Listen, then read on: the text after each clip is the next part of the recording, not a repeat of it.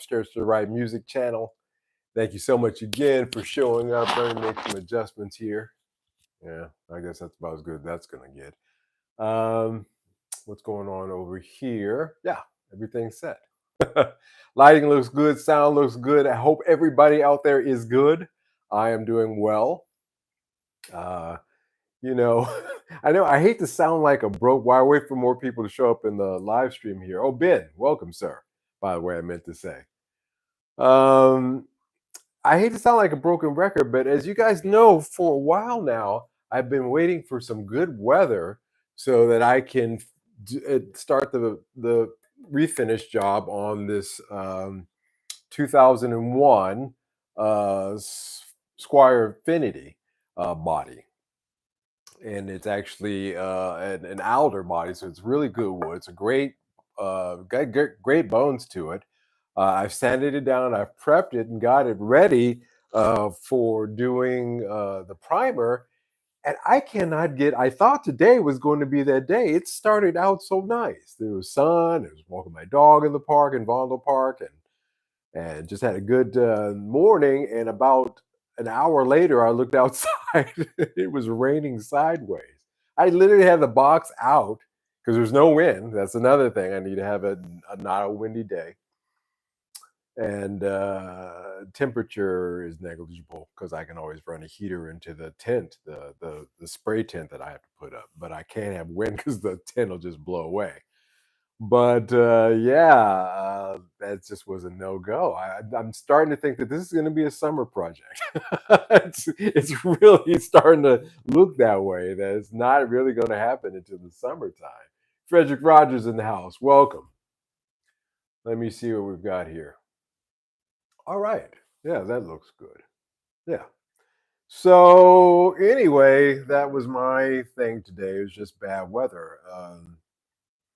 Hail, a lot of pea-sized hail, a lot of it today. It was really something. They're playing God with the weather, believe it or not. No, I know that rabbit hole too.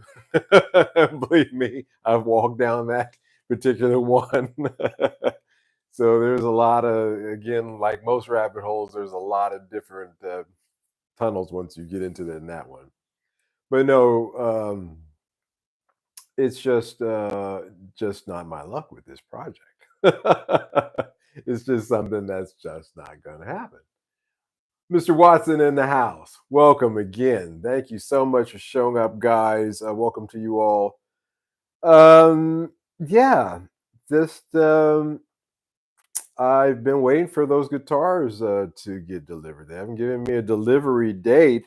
Usually, though, with those, it's within 24 40 hours once they 48 hours once they try to tell you it's coming. I'm hoping to get it. It's why I'm holding off actually putting out the video I was going to put out talking about wireless systems. Our discussion we had in our live stream last Sunday.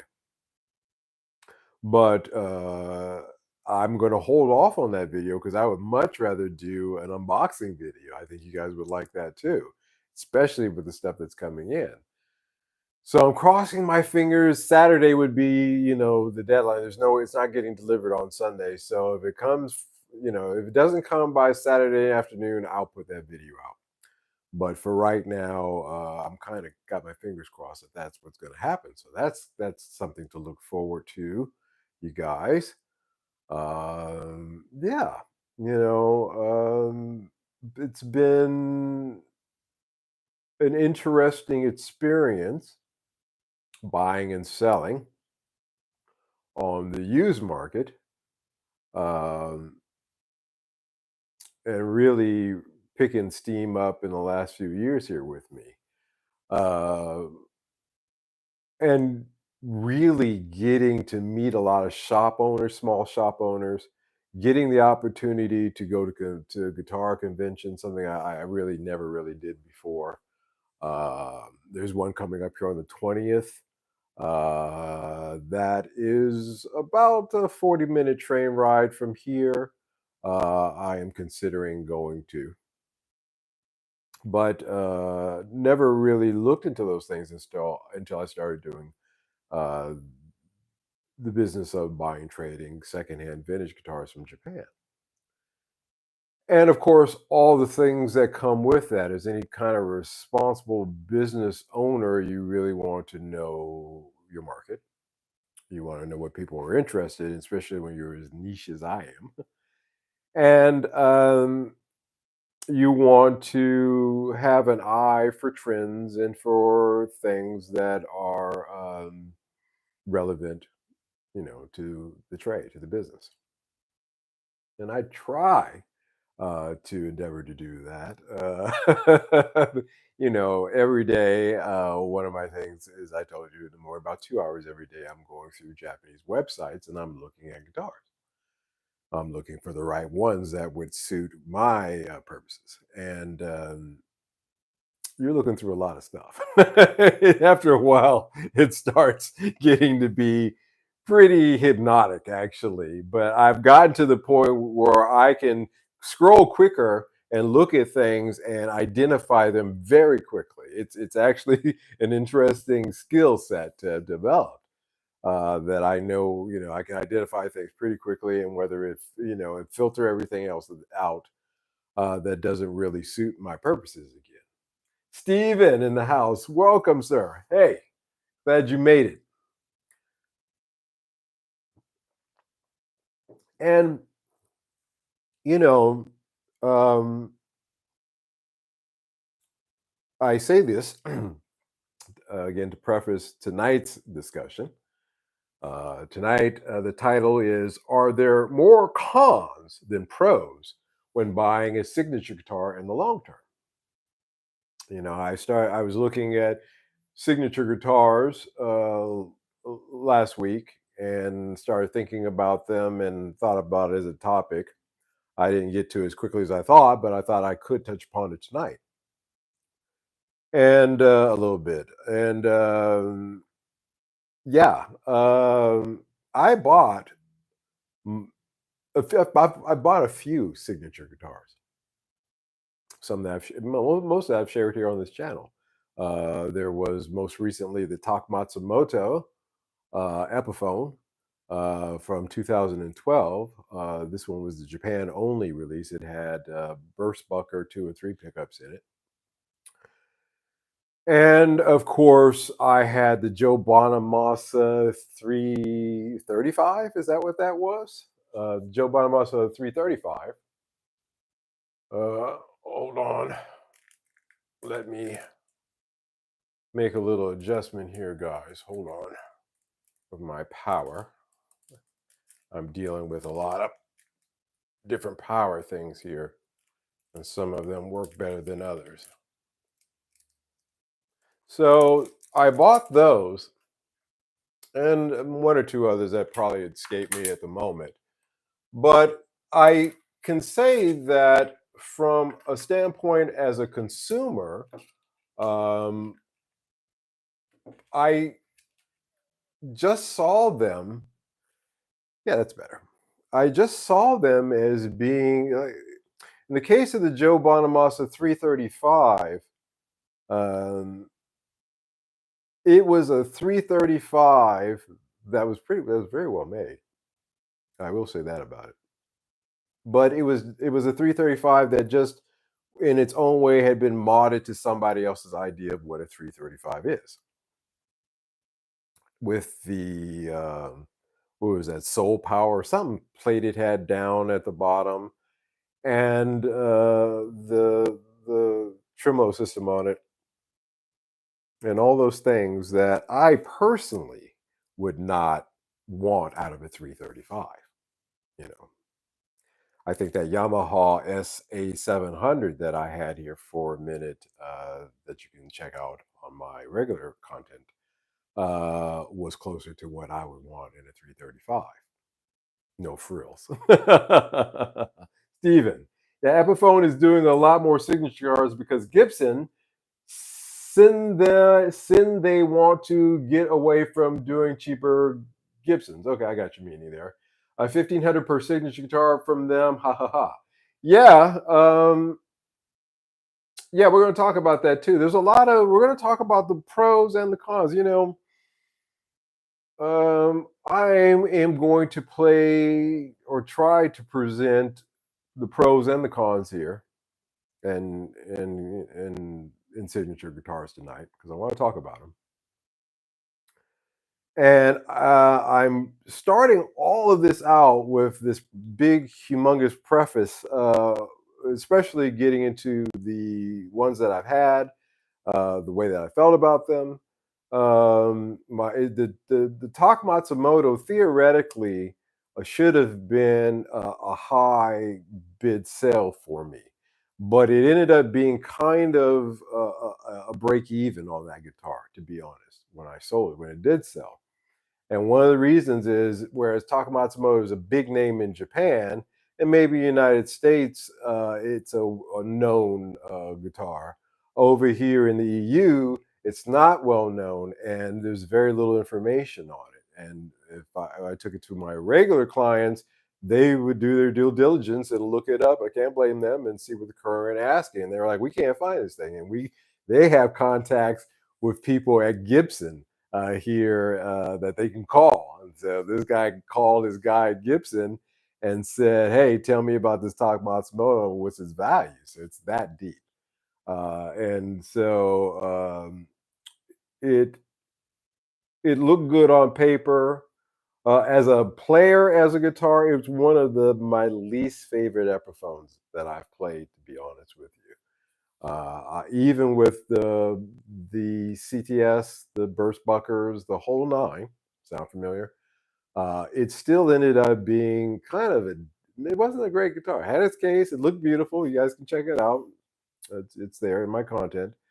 But for me, it just was not a great player.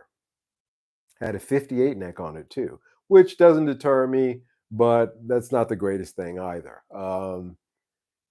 And so there's that. Stephen, can you imagine if pedal companies said, "Hey, we want to do signature pedals, but you got to pay $10,000 because such and such names on it"? Yeah, actually, there are some pedals out there that are named after some YouTube guys.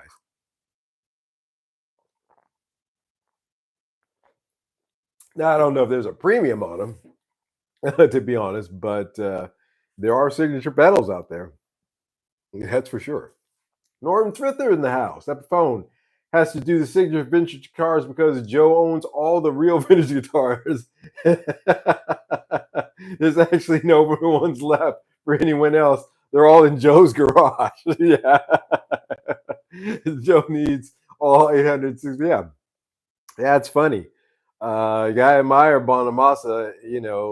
Some guys put their money into vintage cars. Some guys put their money into property, houses, and things like yachts and mansions. But he put all his in as much vintage gear as he could get his hands on. And I cannot, I like Joe Bonamassa very much, as you know, just as a human being, a basic human being. I'm not a blues aficionado per se, but I can appreciate what he's doing in that regard. But that's true. Steven, I guess we're breaking into Joe's garage tonight. Yeah. I like what Joe said. And, he's got an implant. He does have an implant on it. He said, I'm going to sell these one of these days. And whoever buys them can buy them for, I paid a lot for them and so can they, basically. I got to respect that. There are some left, but you have to take a third and fourth mortgage out on your house. Yeah, dig that. That's another thing. He was investing in it over time since he was a kid. And I would say that his return on investment has been better than some real estate portfolios that other people of his level of wealth would have. I would dare say. And it's kind of low key because not a lot of people know the value, of that. So yeah, he's got to have security, but he doesn't have to have like CIA vault, type security. It can be pretty, low key. And so there's that. But putting Joe's signature models aside for right now, I want to start off with a meme. And there's a meme out there that tickled me. I saw, and it is a meme of sock puppets, two puppets talking to each other. And one sock puppet is labeled me, and the other one is labeled me later. And the first one labeled me says, I don't want anybody's signature on my headstock. And the me later says, but I own 17 Les Pauls. Which that cracks me up. Because, yeah, a Les Paul is a signature guitar. I know we've moved beyond to thinking of a Les Paul as something other than than that, but that's what it is. It always was. Started out, as a matter of fact, one of the first signature guitars, Les Paul, and Mary Ford played them in the 50s, early 50s. So let's put that in our minds now. I always want to plant something at the start of these discussions in your mind. So let's put that one in our mind. Let's keep that in mind, that a Les Paul is a signature guitar. Stephen, you keep deleting your messages. I'm sure you'll get it one of these days. And so, yeah, there's that. So I have notes as usual. Where would these be without my notes? If I could label this something else, or title this something else tonight, other than are there more cons and pros with buying a signature guitar in the long term, my alternate title for this would be idol worship. But as that comes across as a little too thou shalt naughty, I decided to keep the title as it was. But what do I mean by that? You know, one of the cons to some about owning a signature guitar is being labeled a fanboy. You know, and that gets into the argument of what exactly is wrong per se with being a fanboy. Uh, you're worshiping your idol through a means of wanting to have an instrument that identifies with that idol, that musician.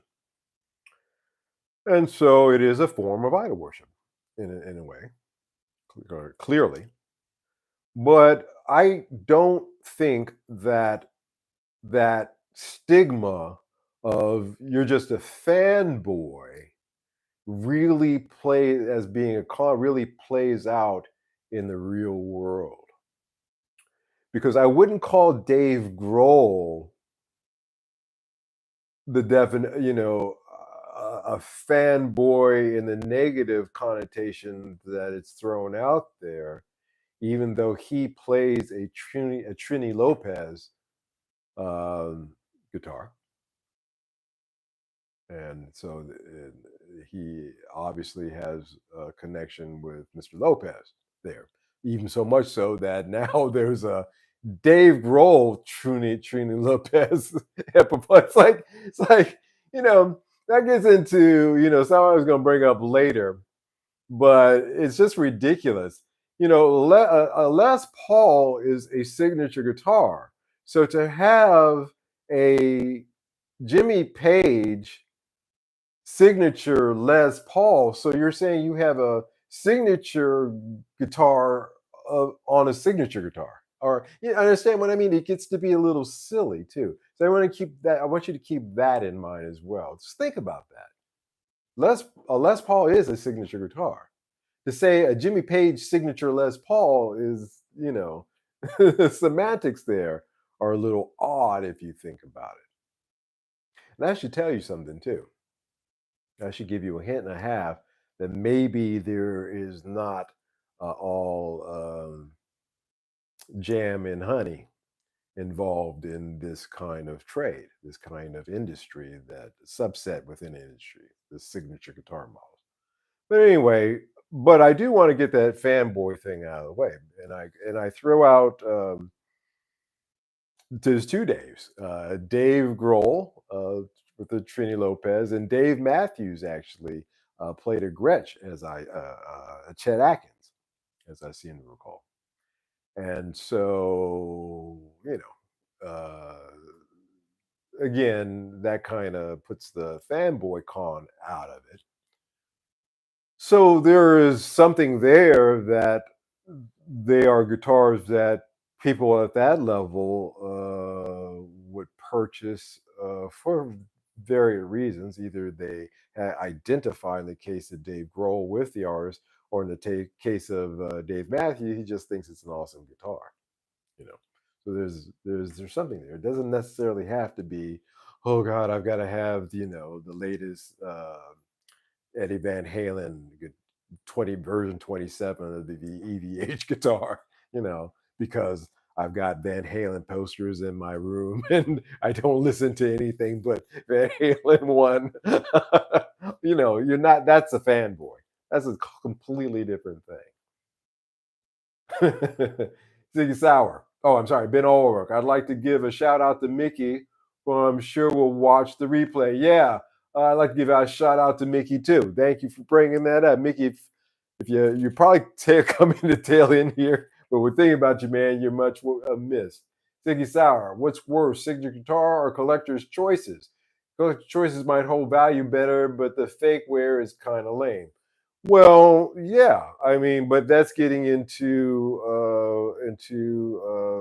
relic guitars, you know. Uh, I've covered relic guitars, and my thoughts on relic guitars very much within the last few months, I do believe. But the collector choice guitars, I had to be honest with you, I was in love with the collector's choice number 9 or number 10, number 9, I believe, one of them. Anyway, it was a guitar that I saw, and you can see in my video last time I was in Japan, quite a number of years ago now. Going to rectify that soon.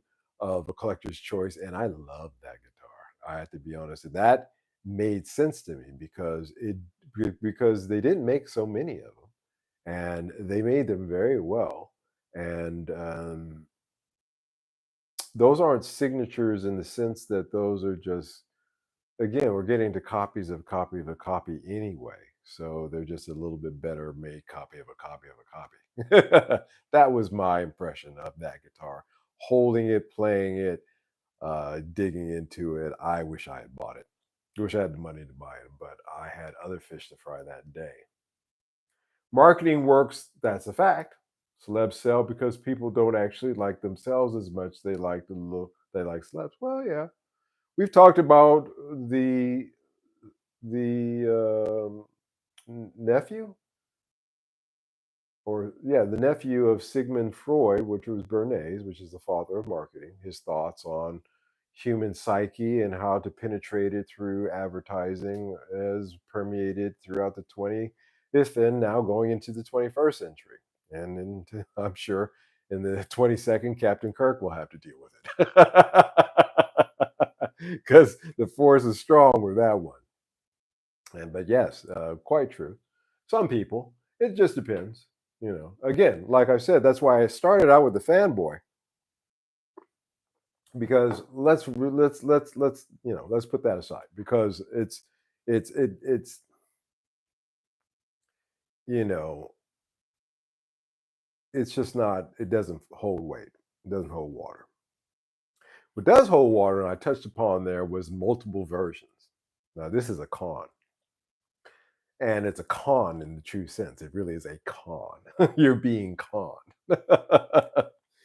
Because you know um, the uh, the Jimi Hendrix Strat has been copied numerous times. They have a really terrible, terrible, terrible version of that out now. Um, I saw a video on our a good guy Robert Baker, but not Robert Baker. Anyway, I saw this guy's channel. I'm starting to really warm up to him, and he was roasting it, and he had me cracking up. And of course, I've mentioned before in my own personal experience seeing multiple versions of the Jimmy Page #1 or #2. I swear to you, there were a couple of them in TC Gaki alone. And you shouldn't have be a shop like that have so many of what's supposed to be a rare collector's guitar. And those guitars do hold their value, they do hold a premium, but it's getting to be diluted. It's just like somebody saying to you, I'm going to print you this one off t shirt. Nobody else is going to have it. Don't worry about it. But then you come to find out that he's actually made multiple different, versions of that t-shirt and diluted the market on the value of the one you have. And I just think that's where the con comes in a lot of these signatures. I think that that's the thing that you really should look out for is if you're in the market to buy one. And after tonight's discussion, you may not be because some other points I'm going to make. But I would trek to see how many versions of this that they've supposedly made. They're making, it's like the seventh time they've come out with certain artists' guitars, and people get Slash is a perfect example of that. I mean, how many Slash guitars. And again, and it doesn't get old because the irony of it, cannot be passed by. Is that guitar that Slash originally made him famous was a copy. It was a Derringer copy of a Les Paul. It wasn't a U.S. Gibson made. It was a Luthier's version of it, and then they started copying that. So it was a copy of a replica of a copy.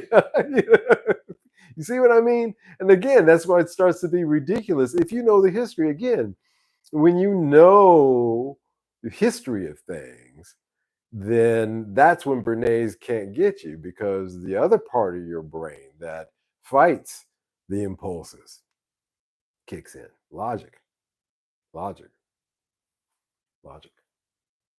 So let's apply a little logic here. Northern Thrifter, marketing works. That's a fact. Celebs, I read that one. The Dave Grohl Epiphone looks and sounds amazing, and hers cheaper than the one he plays for 5,000, but 1,500 Epiphone. I'm trying to wrap my head around. It's still the Epiphone. They're great guitars. Well, again, you know, I, it's not for me. It's not for me.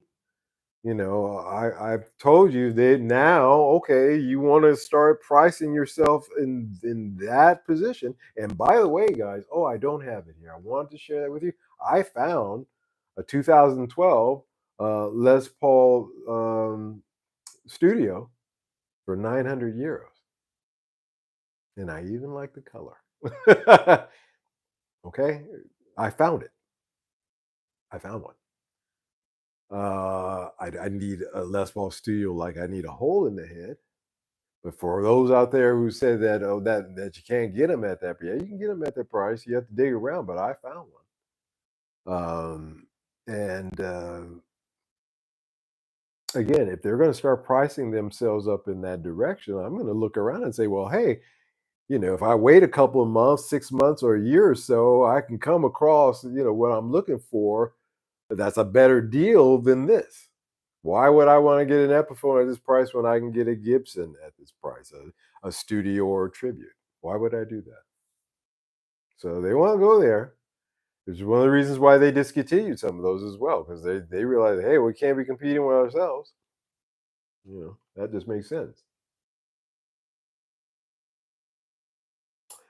Yeah, I definitely want a guitar that's original and unique to me. Slash guitars are just lame, but they must sell a lot. I feel like role models is at least kind of unique. Well, it's based on a Trini Lopez model. So fanboy, we cover that. Multiple versions, we cover that. How many pros actually play that? I talked about Dave Matthews.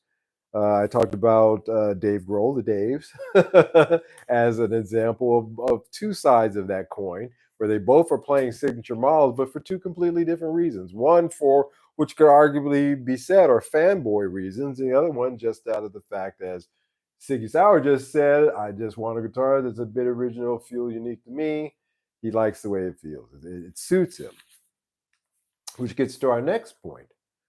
Um, about modifications. About modifications. Um, you know, you would say to yourself, well, Mike, why the heck would I buy a signature model guitar and then mod that? Isn't the point of buying that signature guitar to get the hardware and the pickups primarily, the way that that particular artist would have them, so that I could touch upon that, that sound that that person is getting? Although you don't have the same amps, you don't have the same fingers, even at that. So good luck with that. But you can get pretty damn close, or better yet, just do it your own way, and maybe even see that. Who knows? But why would I mod that? Why would I want to do something like that? And I have to say that if you look at a guitar like a Fender Stratocaster, so Fender Stratocaster, Fender Stratocaster, there's only so many ways you're going to dress this bad boy up. so, so you know, um, it's basically the same body, the same shape, the same thing, but with different accessories on it. In the case of their signature models, you know, that's something I alluded to with the Joe Bonamassa, that he had a signature touches on that 335 that personally I wouldn't make. So what and if I wanted to modify that to make it look the way that I wanted to, because he had already modified it, I couldn't change it. There'd be two gaping holes where that stupid nameplate was. Really irked me. That was the one thing I really did not like about that design. I thought, my God, it's like, sticking a booger in the middle of the Mona Lisa, man. It's just, it's just what is this, But that's a choice that's his taste. It's not mine. And so I couldn't really, say in the case of that I could mod that out to suit me. Um, Although I liked its bones. But in the case of a Strat signature model, why would I pay the extra money for something like that when I could go out and buy a regular Strat and mod that out? And they do charge a premium for those signature models, primarily to give the artist their cut, which is usually like $100 or so per every unit sold, maybe more, but generally around that much. And whose signatures on it, and um, uh, uh, per unit, by the way, and the up cost of whatever the bling that that artist wants that guitar to have. And if you went out and bought a bare bones Strat, you could probably duplicate just about all the signature models out there with a little digging around. If you got a spare kits, kit parts, and stuff laying around, where you have different Strat configurations, you could probably do it pretty relatively cheaper than a six. So that's a con in my opinion about certain signature models, is that you got to really love um that artist's vision. For example, I have somebody who sent me footage today of the Fender custom shop in Tokyo, going up the steps, and sent me a picture. Maybe I'll put it up as a post uh, tomorrow of the Jimmy Page Dragon Telecaster. And again, I just think that's a fugly guitar. Jimmy, Page, God bless him, thought that that was cool. And maybe back in 65 or 66, it was the bee's knees. But to my eyes, it's just god awfully ugly. And so it doesn't matter, you know, it turns me off just from, again, the accoutrements that they've done to that. Now, of course, in that case, you would need to have some art skill in order to replicate that if you wanted to do that. But there are people who are fine artists that can duplicate that to a T. So it's not like he was exactly, Van Gogh. So how hard could that be to stick some mirrors and some day glow paint on a on a yeah Telecaster? Uh, James in the house. Welcome, man. How you doing, James? Welcome, sir. I'm really glad to see you. Um, I was going to say you might as well just buy something else and mod that. Even YouTube creators are getting signature models. What the hell's going on? Yeah, yeah. I think he needs to do a signature from Harley Benton. Seamus O'Brien. All right, sir. All right. How you doing? Welcome. I'm so glad you guys are here. I just want to take a minute to pause here, put a page. What do you call it, fold a page, and say to you that I do appreciate each and every one of you taking the time to show up to these live streams. It is really, really fantastic to have such a great community that's growing all the time here. The old faces, the new faces, and it makes doing this really exciting for me. Pumps me up, gives me energy to get in here and to give you the facts, just the facts. Well, as close as I can get, and share this time with you and talk about these things. One thing that I just thought about that I didn't really cover, talking about liking the bling bling that comes with that signature guitar. That's the taste of that artist. Again, you really got to share the taste of that artist, their aesthetic. And I don't know of too many artists who like the each other. Like I like Prince, but there's no way I'm going to be walking down the street with a pair of jeans with the butt cheeks cut out. I'm just, or on stage anywhere, or anywhere privately, even where nobody could see it. It's just not going to happen.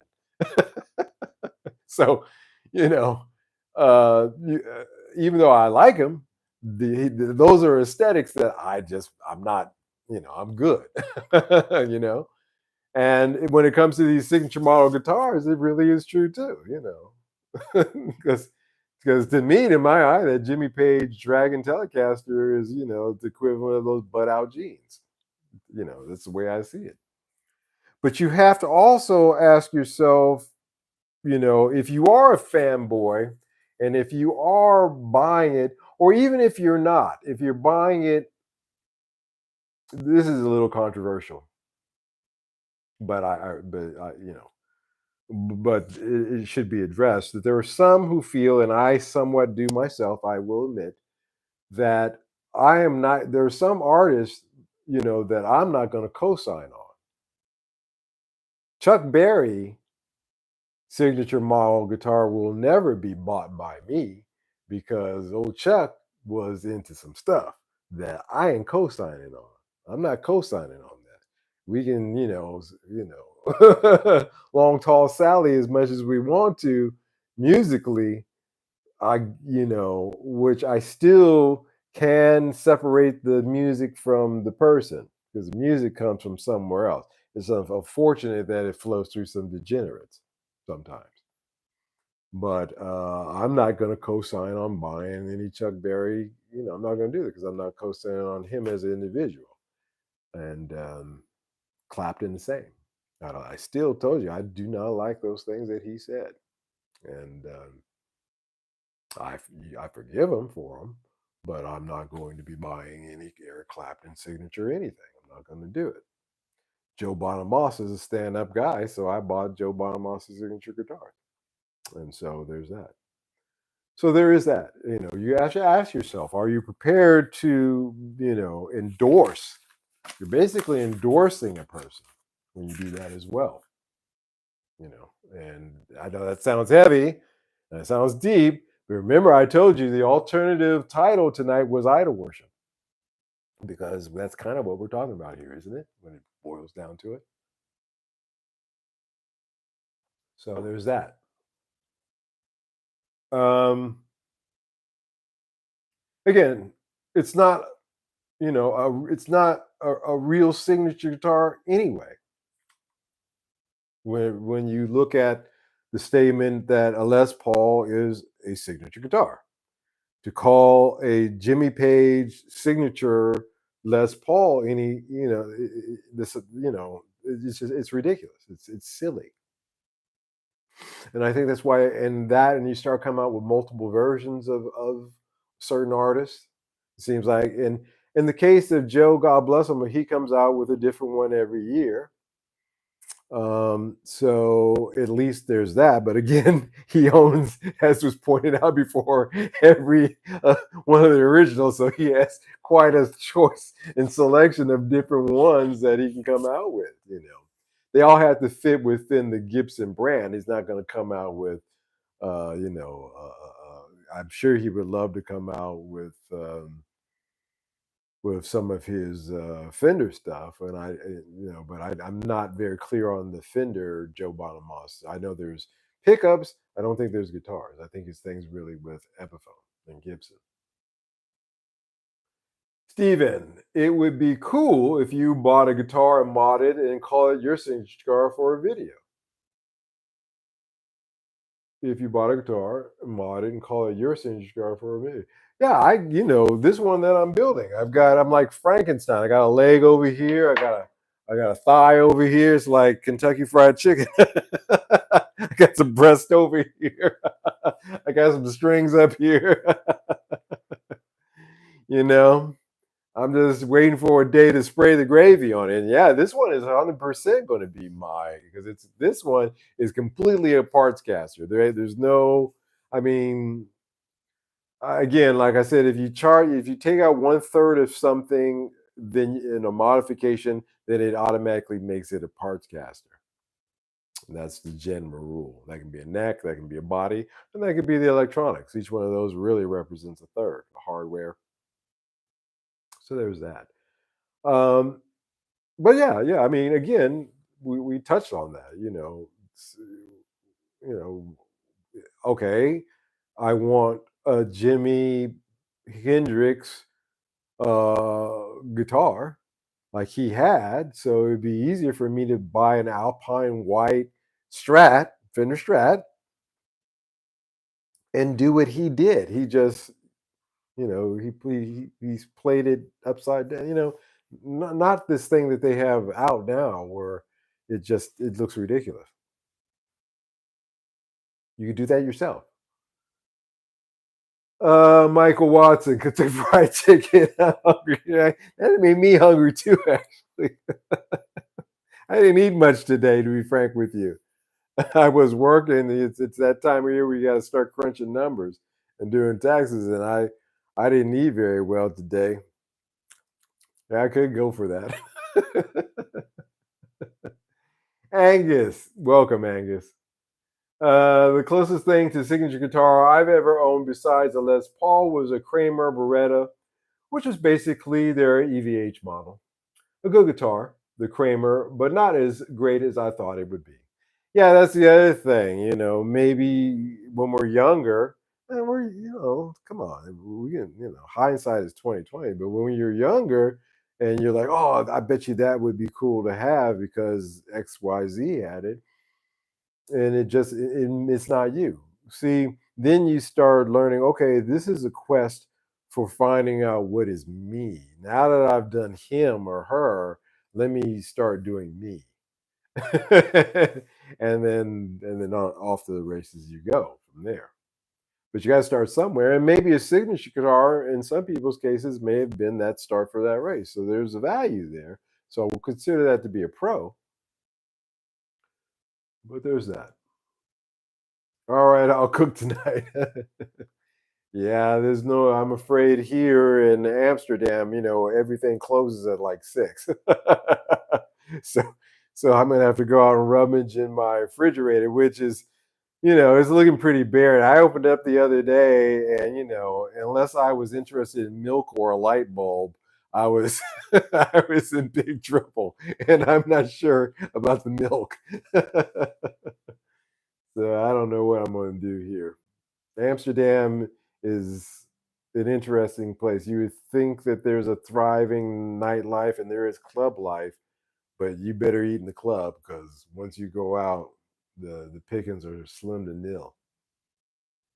I saw those Fender Hendrix ones with the left-handed neck on. Just bizarre, yeah. And did you see the labeling was even though it was like this with the tuning pegs down, the labeling was was vertical. It looked terrible. It looked god awful. Like it had nothing to do with Jimi Hendrix. It was an effed up looking guitar that they stuck Jimi Hendrix name on.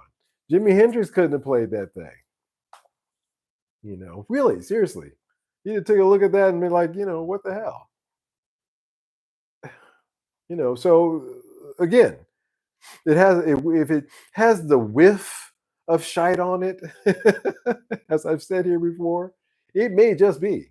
It may just be. So, but again, there are pros and cons there. I wanted to go through the pros and cons of this because, quite frankly, there are some there on both sides. But at the end of the day, it's just not something that I think is worth the extra coin, unless, again, you fall into one of those two camps. You're either more the fanboy, but that can be professional on down to the classic cartoony fanboy definition, over to the other side where it's just a great guitar and you like the way it plays, and I don't even care about it. You may not even know the name of the guy who's on the guitar. You just walked in the shop one day and you picked it up and you say, hey, this feels good, I like this. you know so there's two extremes to that. So we're not going to paint this one with a broad brush too much tonight. However, I am going to say that the cons are large and big enough to say caveat emptor. Caveat emptor, let the buyer beware. I think Noel Gallagher has sold more guitars in the UK than anyone long before he had his signature model. Yeah, yeah, yeah. Again, the inspiration comes through, and that may jump you off to being you, or that may be you, and you never know. But but people were buying them, and again, see, there's a con there, because if I'm Gibson and I'm seeing everybody's really buying these Noel Gallagher 345, three whatever, I'm forget what it was, and let's come out with a signature version that we can charge even more for. It's like, screw you guys, screw you. And usually by that point they're too late anyway. It's moved on. By the time they wake up to that scam, it's the heat's off of it. Except for, again, getting back to the fanboys. I learned to think for myself, use guitars that work for me, primarily Strat style axes with DiMarzio super distortions. I love super distortions, as you know.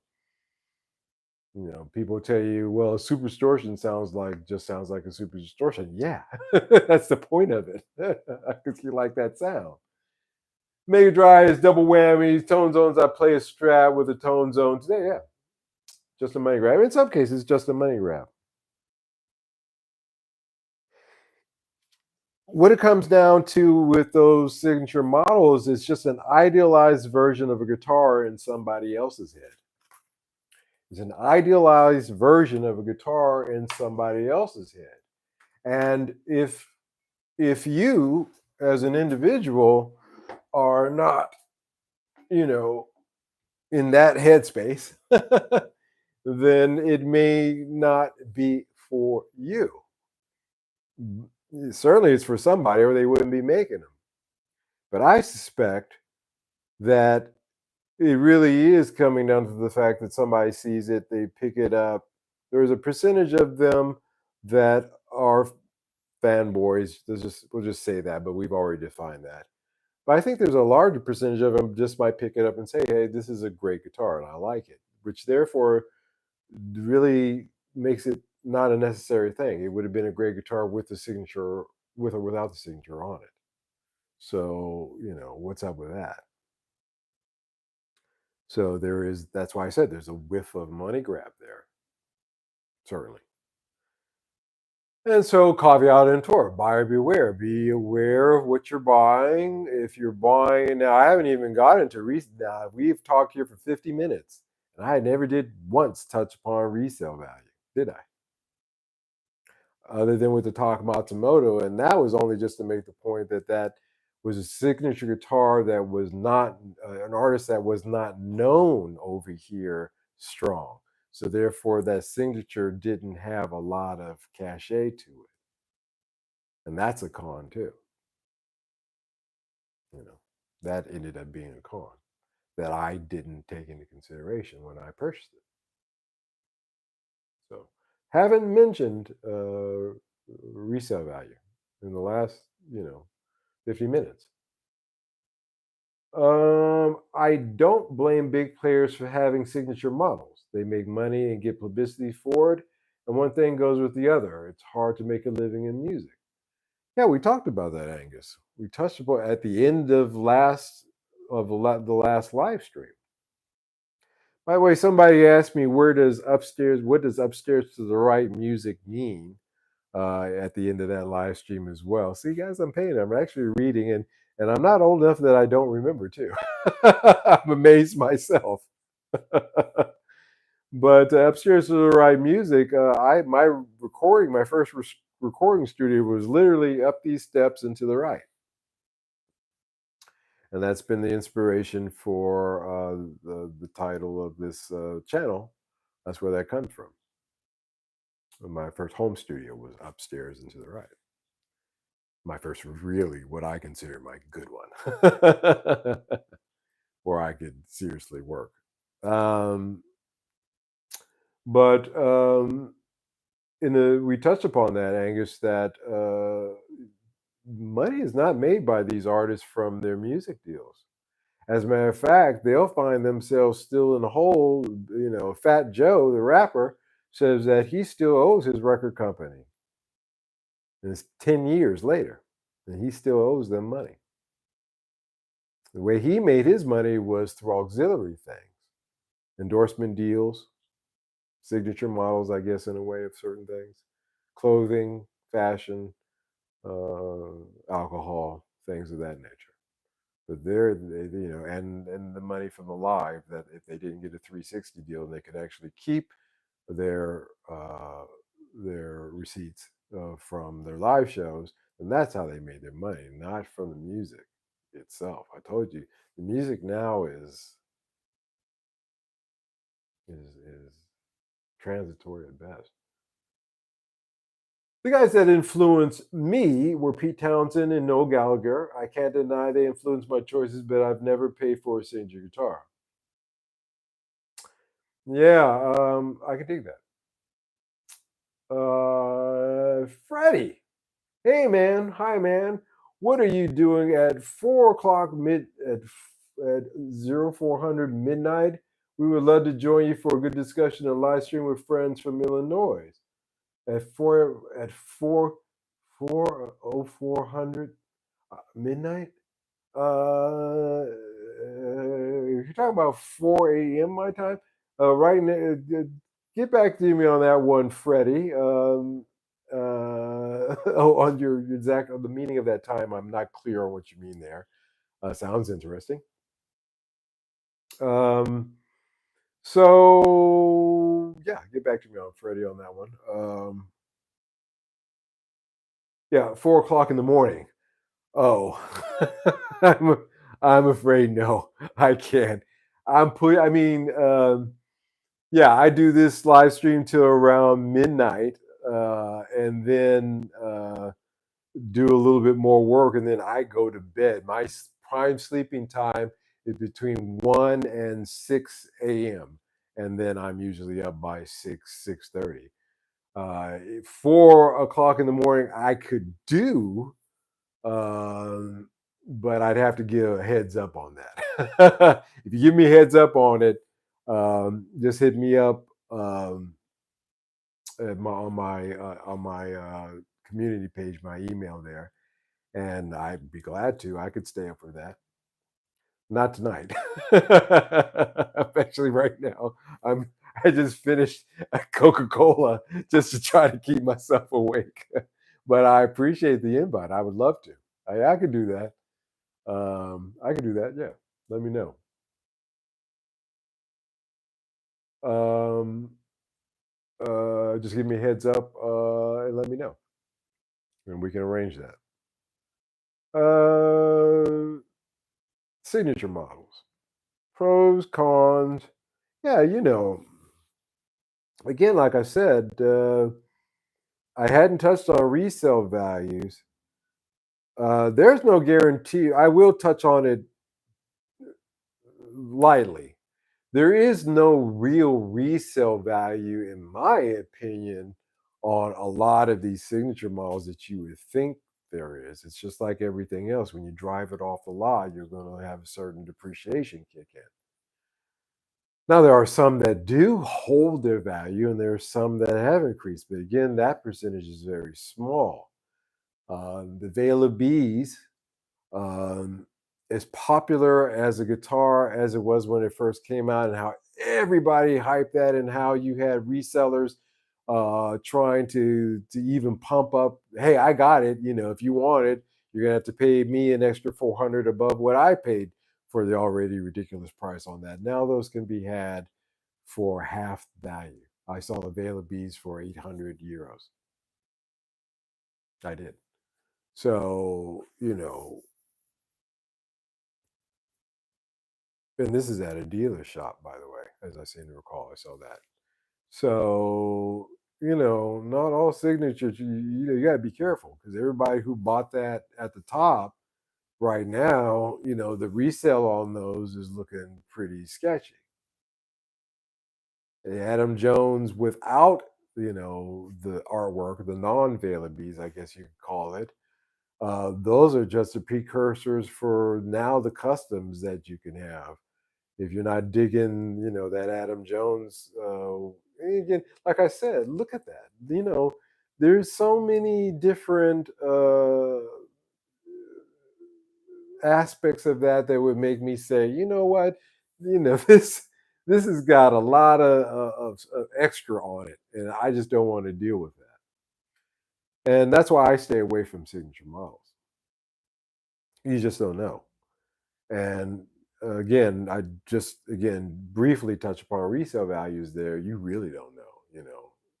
Now, if you dig the guitar and you had no plans on selling, which you really should have in the first place, I guess, if you're not into the market of buying and selling, then you should dig it for what it is. But do understand that I would wait a while and try to see if you can pick it secondhand. That would probably be a wiser move too. Yeah, I'll send you an email with it. Thank you, Freddie. Thank you. Can you leave email here? I can't find the description. I sure can. Um,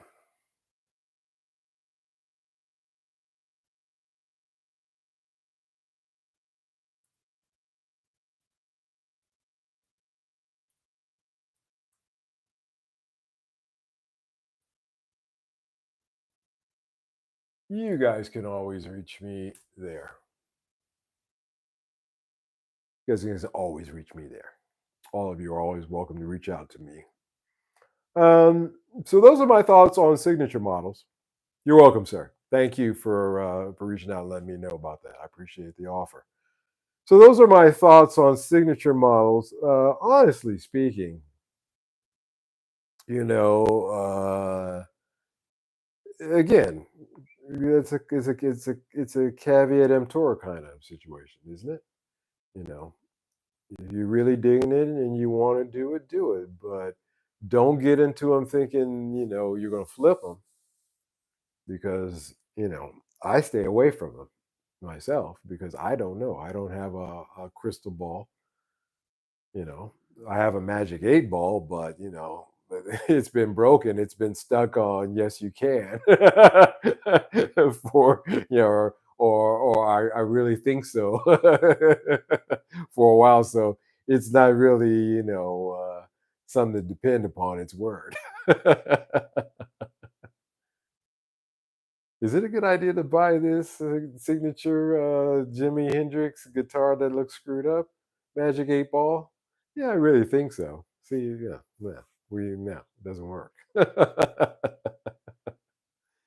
So there's that. But I did want to talk about signature models. I really never got into it before. And if you walk away from this confused, then good. Then you understand how I feel about it. I've gotten the point across. But yeah, it's just funny to me. The guys who say I'll never own I don't want anybody signature on my guitar, but I've got like 10 Les Pauls. Well, who's that? What's up with that? So again, definitions, clarity of definitions always helps shine a little light on things. And this is no different. So where are we at? Yeah, I'm beat. This is one of those days where I actually had to use my brain, and thinking is hard. I had to do math. As the British say, I had to do my maths today, and get those the paperwork out. But that's how it is. When you own a small business, that's what it is. But I saved enough energy to have a discussion here with you guys tonight. Um, and I know a lot of you guys listen to this on your way to work, sometimes in your car or in your headsets while you're at work or doing other things around the house. And I want to let you know that for you to spend a little bit of your time, I didn't open up tonight with this, I feel bad, but I'll end with it. For you to spend a little bit of your valuable time doing so is greatly appreciated to me every time, every live stream. I don't want to ever downplay that or make the sincerity of that any less. It is true sincerity that I say to you, thank you for taking the time to join in. Ben Omar, great show. Thank you, sir. Cheers, everybody. Michael Watson, thanks, Mike. Good night, everybody. Got to get to some damn chicken. Yeah, I'm looking like it's gonna be a bowl of Fruit Loops for me tonight. And I'm not sure if I've got that. Maybe some hard cheese. I go Dutch and just eat cheese and bread. That sounds funny, but Dutch cats actually do that. You'll walk down the street here and they'll have that'll be, their breakfast or their lunch is bread, and it really brings new meaning to that. Give us our daily bread, to me, to be frank, to see that play out. It's not like in Japan, I saw guys walking down the street, eating sushi. It just wasn't like that. But, culturally here, that's a real thing. So I do eat more bread here than I ate anywhere else. It's good too, actually. It's decent bread. Not the croissants, but that's a different story. Thanks, guys, for spending your time with me this evening. Live stream will be coming up again on Sunday. Something will be coming out, regular content. Either it's going to be an unboxing or a little bit more about the wireless thing. Either way, have that to look forward to, and I do appreciate you watching that when it does come out. Hit the like, hit the subscribe. Don't forget to buy the merch of this channel. Go over to Bandcamp.com, bandcamp.com. Look up Asanoki or Mike McWilliams. buy our merch over there to support this channel. It is appreciated when you do so. You guys have a good one, and I will talk to you soon. Bye.